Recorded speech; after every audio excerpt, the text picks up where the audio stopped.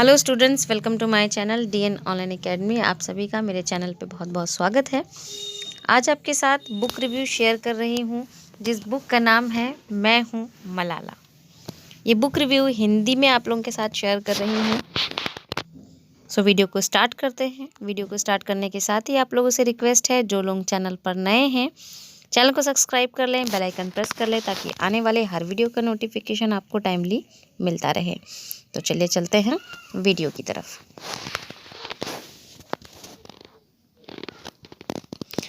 सबसे पहले बुक का एक्सटर्नल इन्फॉर्मेशन है, जिसमें पुस्तक का नाम मैं हूँ मलाला, लेखिका का नाम अनीता गौड़, प्रकाशन प्रभात। प्रकाशन प्रभात पेपरबैक्स 4/19 माशरफ अली रोड, नई दिल्ली। पुस्तक का प्रकार जीवनी। पुस्तक का मूल्य 175 रुपये। ISBN नंबर 978935186437 अब आते हैं पुस्तक के फिजिकल इंफॉर्मेशन की तरफ, जिसमें पुस्तक का आकार सामान्य है। पुस्तक की छपाई शब्दों को आसानी से पढ़ा जा सकता है। पुस्तक की माप 20x13 सेंटीमीटर। पुस्तक का प्रकार जीवनी, जीवन चरित्र। पेपर की गुणवत्ता। पेपर ज़्यादा ना मोटा है और ना ही ज़्यादा पतला है। पेज की संख्या 176। अब आते हैं इंटरनल इन्फॉर्मेशन के ऊपर, जिसमें अनुक्रमांक है, जिसमें है भूमिका, मलाला का स्वात, तालिबान का शरियाई कानून, मलाला का परिवार, मलाला का विरोध, खुला विरोध तालिबान का, 9 अक्टूबर का खौफनाक दिन, अनजान शहर में मलाला, नई जिंदगी की शुरुआत, मलाला को मिला नोबेल, निष्कर्ष और समीक्षा।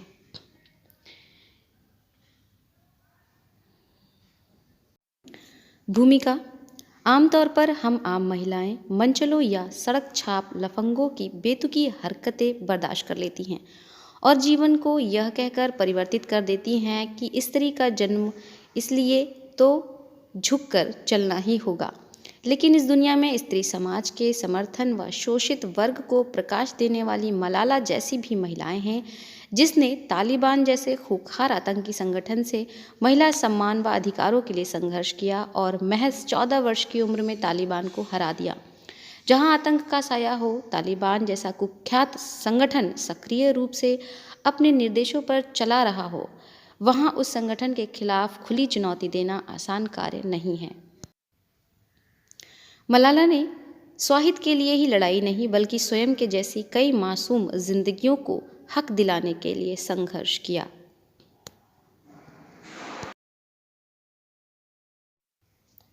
उन्होंने विभिन्न साहसी कार्यों व समाज में नई ऊर्जा शक्ति देने का कार्य किया, जो कि स्त्रियों के लिए अत्यधिक प्रेरणीय है। 2014 में 17-18 साल की उम्र में नोबेल शांति पुरस्कार से नवाजा गया व उन्होंने विभिन्न पुरस्कारों को प्राप्त कर इतिहास में स्वर्णिम अक्षरों में स्वयं को दर्ज कराया। मलाला का स्वात। 12 जुलाई 1997 को पाकिस्तान के खैबर पख्तूनख्वा प्रांत के स्वात जिले के मिंगोरा नगर में यूसुफाई कबीले में मलाला का जन्म हुआ। स्वात घाटी के मिंगोरा में यह प्रांत पाकिस्तान के उत्तर पश्चिम में सीमांत प्रांत है। इस घाटी की सुंदरता को देखते हुए इसे पाकिस्तान का स्विट्जरलैंड भी कहा जाता है। यह अफगान मूल के निवासी भी रहते हैं यहाँ पर, और मलाला भी अफगान मूल की बच्ची है। स्वात शहर स्वात नदी पर बसा है। इसका उल्लेख ऋग्वेद में सुवस्तु के नाम से मिलता है। स्वात सुवस्तु का ही एक भ्रंश रूप है। प्राचीनतम शहर में से एक, इतिहास का धनी रहा है। बौद्ध केंद्र के रूप में व मौर्य साम्राज्य व कनिष्क में भी यह अधिकार किया। कन्विक ने इसे अपनी राजधानी भी बनाया। स्वात घाटी गंधार सभ्यता का हिस्सा थी। बौद्ध धर्म के ब्रज्यान ग्रंथ का उद्गम भी यहीं से माना जाता है। तालिबान का शरियाई कानून। यह भी एक विडंबना है कि तालिबान के शरिया कानून समझौते पर फ्रंटियर प्रोविंस के मुख्यमंत्री आमिर खान होती ने दस्तखत किए थे, जो अहिंसावादी और सीमांत गांधी के नाम से मशहूर खान अब्दुल गफार खान के परपोते हैं। तालिबानियों के भय से लड़कियों ने स्कूल जाना बंद कर दिया था। मलाला का संघर्ष यहीं से आरंभ होता है। ऐसे में उसने एक जज्बाती कविता लिखी जिसे रावलपिंडी के एक अखबार ने छापा। मौत के सौदागर भला धर्म के सौदागर कैसे हो सकते हैं, इन्हें तो इंसान कहलाने का हक भी नहीं है। 11 साल की अबोध उम्र में मलाला ने डायरी लिखनी शुरू कर दी थी। वर्ष 2009 में न्यूयॉर्क टाइम्स ने मलाला पर एक फिल्म भी बनाई थी। एक सवाल यह भी है कि यदि तालिबानी आधुनिक शिक्षा, आधुनिक समाज या आधुनिक व्यवस्था के इतने ही बड़े विरोधी हैं, तो वे अपने आतंकी मिशन में आधुनिक हथियारों व आधुनिक संचार माध्यमों का भी प्रयोग क्यों करते हैं। मलाला का परिवार। मलाला के पिता का नाम जियाउद्दीन यूसुफजई है, जो उस समय स्वात में चल रहे अपने स्कूल खुशहाल पब्लिक स्कूल के संस्थापक और सामाजिक कार्यकर्ता थे, तथा माँ टोरपेकाई यूसुफाजई एक गृहिणी थी। पढ़ाई के दिनों के चलते जिया ने टोर से प्रेम विवाह किया। जब पेकाई पहली बार गर्भवती हुई तो जियाऊ के पास इतने पैसे नहीं थे कि वे पत्नी का प्रसव अस्पताल जाकर करवाते, अतः एक दाई की सहायता से बेटी का जन्म हुआ। स्वात निवासी परतून लोग बेटी का जन्म निराशाजनक और परिवार के लिए मनहूस दिन मानते थे, लेकिन जियाऊ इन सब बातों को दरकिनार करके अपने बेटी का नाम मलाला रखते हैं। ये नाम अफगानिस्तान की कवियत्री मलालाई के नाम पर रख दिया, जो 18 वर्ष की उम्र में ब्रिटिश अफगान युद्ध के दौरान शहीद हो गई। मलाला नाम से उनके दादाजी ने भी नाराज़गी व्यक्त की। 2 साल बाद उनके भाई खुशहाल का जन्म हुआ। यद्यपि क्षेत्र के हिसाब में 3 बच्चों मलाला व 2 भाई का परिवार बहुत छोटा था। मलाला का विरोध। मलाला जब 11 वर्ष की थीं, उसी दौरान स्वात घाटी में तालिबानियों ने स्कूलों के खुलने का विरोध करना शुरू कर दिया। वहाँ रेडियो का प्रचलन था, जिस पर अत्यंत इस्लामी बातें बताई जाने लगीं। विभिन्न शरियाई कानून प्रसारित होने लगे। स्कूली बच्चों का अपहरण करने लगे। सबसे ज़्यादा उनका विरोध इस बात को लेकर था कि लड़कियाँ हरगिज़ स्कूल ना जाएं। तालिबान के इस रवैये से वहाँ के लोग अपने बच्चों को स्कूल भेजने से रोकने लगे। मलाला को इस बात का विश्वास था कि जीवन की सफल व सुखद बनाने के लिए और उसमें बेहिसाब आत्मविश्वास के लिए शिक्षा अति आवश्यक है। तालिबान की इस बात से मलाला बहुत आहत थी। उन्हें लगा कि अपनी बात लोगों तक पहुंचाने के लिए मीडिया एक सशक्त माध्यम है। मलाला ने एक जियाऊ के मार्गदर्शन में एक कविता लिखी, जिसे रावलपिंडी के एक अखबार में छाप दिया गया।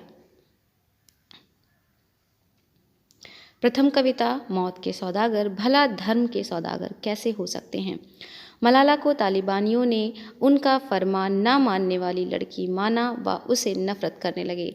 धीरे धीरे बदलते वक्त के साथ मलाला अपने पिता की प्रेरणा में बीबीसी में डायरी लिखना शुरू कर दी। सुरक्षा कारणों के चलते मलाला ने यह डायरी मूल मक्के के फूल के नाम से लिखना शुरू किया। उसे यह नाम बीबीसी की रिपोर्टर अब्दुल होई कक्कड़ ने दिया। अपनी डायरी में मलाला स्वात की वास्तविक स्थितियों को बयां करती। गोलियों की बौछार झेलने के कुछ महीने पहले ही मलाला ने अपनी डायरी में इसके बारे में लिखा। खुला विरोध तालिबान का। मलाला अपने लक्ष्य को लेकर शुरू से ही बेहद स्पष्ट रही है। उसके हर काम के पीछे उसके विचारों में पहले ही स्पष्टता रहती थी। 2009 में कपाल कोर संस्था व यूनिसेफ के खर्चे से चलने वाली डिस्ट्रिक्ट कोर फाउंडेशन में विभिन्न स्कूलों के बच्चे भागीदारी कर रहे थे। तब मलाला को चेयरपर्सन के रूप में आमंत्रित किया गया। मलाला के हौसले बुलंदियों पर थे। उसकी पुरजोरों में ऐसी कोशिश थी जिसे सुनकर सभी उसके स्पष्ट विचारों के प्रशंसक बने। एक वीडियो जर्नलिस्ट एडम मलिक ने मलाला के ऊपर एक डॉक्यूमेंट्री बनाई। इस बीच मलाला ने Institute for War and Peace Reporting के ओपन माइंड प्रोजेक्ट में भाग लेना शुरू कर दिया था। 19 दिसंबर 2011 को पाकिस्तानी सरकार द्वारा पाकिस्तान का पहला युवाओं के लिए राष्ट्रीय शांति पुरस्कार मिला था। मलाला और उसके पिता को धमकियां मिलने लगी, उनके घर और स्कूल पर पत्थर फेंके जाने लगे, लेकिन मलाला छिपकर काम करने के लिए राजी नहीं हुई। एक दिन सुबह सुबह मलाला के घर के दरवाजे की कुंडी किसी ने खटकाई। जियाऊ सोते सोते उठे। उन्हें लगा कि अवश्य ही तालिबानी ने उनके यहाँ हमला बोल दिया है, लेकिन किसी तालिबानी के बदले अपने भाई को देखकर राहत की सांस ली। हमारी खैरियत को छोड़ो भाईजान, आप मलाला के बारे में सोचिए, उनकी खैरियत की परवाह करो। मेरी सलाह है कि आप मलाला को सार्वजनिक तौर पर बोलने से मना करें। मलाला यह सुनकर बोली, अबू मेरे चाचा बहुत अच्छे हैं, पर वे जो सलाह दे रहे हैं वह बहादुरी की लिस्ट से मेल नहीं खाती। चारों ओर मलाला के नाम की धूम मची हुई थी। होते होते 2012 भी आ गया। अब तक तालिबानियों के शार्प शूटर मलाला की दिनचर्या पर नज़र रखने लगे थे। वह किससे मिलती है, स्कूल से घर आकर उसकी क्या क्या गतिविधियां होती हैं, सब पर नज़र रखी जाने लगी थी।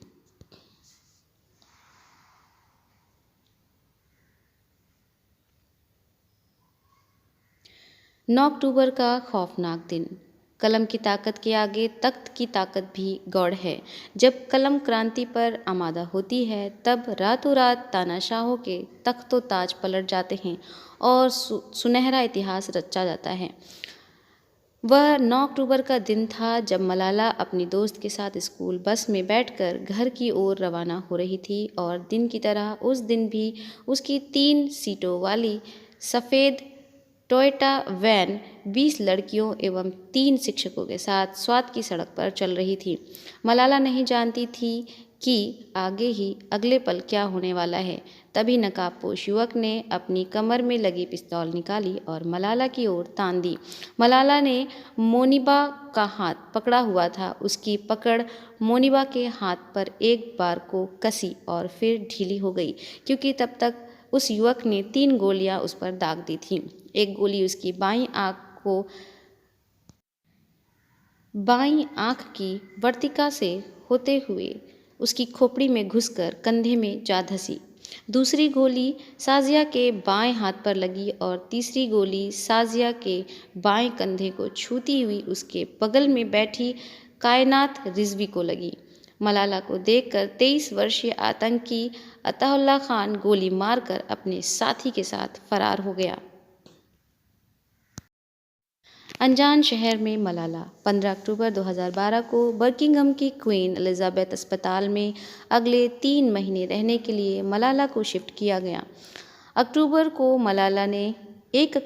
मलाला ने अपनी आंखें खोली। जो पहली बात मन में आई वह यह थी, भगवान का शुक्र है मैं मरी नहीं हूँ। उसे दर्द हो रहा था। वह बाएं कान से खून बह रहा था। देश पहला शब्द था जिसे उसने इशारे से पूछा। अपनी माँ को गुड बाय कहकर स्कूल जाने वाली मलाला अब तक 4 अस्पताल बदल चुकी थी। 26 अक्टूबर को वह अपने परिवार को देखकर जोर जोर से रो पड़ी।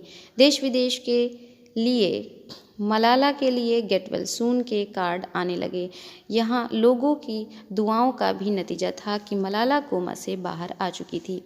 15 अक्टूबर को ब्रिटेन के पूर्व प्रधानमंत्री गॉर्डन ब्राउन ने एक याचिका दायर की, मैं हूँ मलाला का नारा दिया। संयुक्त राष्ट्र को घोषणा की कि 10 दिसंबर को मलाला दिवस मनाया जाएगा। यूनेस्को ने स्त्री शिक्षा के लिए मलाला कोष की घोषणा की। नई जिंदगी की शुरुआत। दिसंबर की गुनगुनाती सुबह बर्किंघम में स्वास्थ्य लाभ कर रही मलाला को अस्पताल वालों ने टोर पेकाई के साथ बर्किंघम बॉटनिकल गार्डन भेजा। गार्डन से लौटने के बाद जियाऊ से कहा, आज पहली बार जब मैं खुश हुई हूँ। मलाला के स्वस्थ होने की खबर सुनकर पाकिस्तान के राष्ट्रपति आसिफ अली जरदारी स्वयं उसे मिलने के लिए गए। गॉर्डन ब्राउन ने वर्ष 2015 तक सभी को विद्यालय भेजने की नई योजना को मलाला प्लान नाम दिया।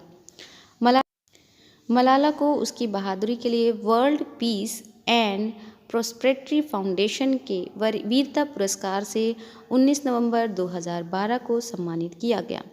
मलाला को डच बाल पुरस्कार से सम्मानित करने का फैसला किया गया। अपने 16वें जन्मदिन पर मलाला को संयुक्त राष्ट्र संघ में आमंत्रित किया गया। यूएनओ के महासचिव बान की मून मलाला को अवर हीरो अवर चैंपियन जैसे अल्फाजों से मलाला को नोबेल पुरस्कार। मलाला ने तालिबान और उनके अंदाज में काम करने वाले सभी संगठनों को एक और तमाचा जड़ा था जब उसे शांति के लिए नोबेल पुरस्कार दिया गया। मलाला के 16वें जन्मदिन पर उनकी सालगिरह संयुक्त राष्ट्र संघ में मनाई गई। उसी के साथ दक्षिण अफ्रीका के पूर्व राष्ट्रपति नेल्सन मंडेला के बाद मलाला विश्व की दूसरी व्यक्ति बनी जिसका जन्मदिन संयुक्त राष्ट्र संघ में मनाया गया। 5 दिसंबर 2014 को नॉर्वेजियन नोबेल समिति के चेयरमैन की ओर से यह घोषणा की गई कि 10 दिसंबर 2014 बुधवार को ओस्लो में संयुक्त रूप से भारत के बाल अधिकार कार्यकर्ता कैलाश सत्यार्थी 60 को मलाला के साथ 2014 के शांति के नोबेल पुरस्कार से सम्मानित किया जाएगा। 10 दिसंबर को नॉर्वे की राजधानी मोस्लो में तालियों की गड़गड़ाहट की ऊर्जा हिंदुस्तान और पाकिस्तान दोनों मुल्कों को छू रही थी। निष्कर्ष: मलाला को पाकिस्तानी तालिबान ने लड़कियों की शिक्षा का प्रचार करने के लिए गोली मार दी थी। 15 साल की उम्र में साल 2012 में स्कूल बस में मलाला के सिर पर गोली मारी गई थी। विदेश में महीनों तक इलाज चलने के बाद वह ठीक हुई थी। मैं मलाला हूँ नाम के एक संस्मरण सह लेखन लिखने के बाद से दुनिया में मशहूर हुई। मलाला यूसुफजई को 2014 में 17 साल की उम्र में नोबेल शांति पुरस्कार से सम्मानित किया गया था। भारत के बाल अधिकार कार्यकर्ता कैलाश सत्यार्थी के साथ पुरस्कार साझा करते हुए मलाला ने पिछले साल ऑक्सफोर्ड विश्वविद्यालय से दर्शन शास्त्र, राजनीति और अर्थशास्त्र में डिग्री के साथ स्नातक किया। अब वह 24 साल की हैं और लड़कियों की शिक्षा की वकालत करती हैं। समीक्षा: यह एक ऐसी बच्ची की कहानी है जिसने दुनिया में लड़कियों की शिक्षा के लिए एक मिसाल कायम कर दी। उसे दुनिया का सबसे बड़ा सम्मान दिया गया। जिस उम्र में बच्चे अपने माँ बाप से अपनी मांगें पूरी करवाने की जिद करते हैं, उस उम्र में पाकिस्तान की एक लड़की ने दूसरी लड़कियों के हक की लड़ाई शुरू करी, जिसका नाम है मलाला यूसुफजई, जिससे सबसे कम 17 वर्ष की उम्र में शांति का नोबेल पुरस्कार प्रदान किया गया।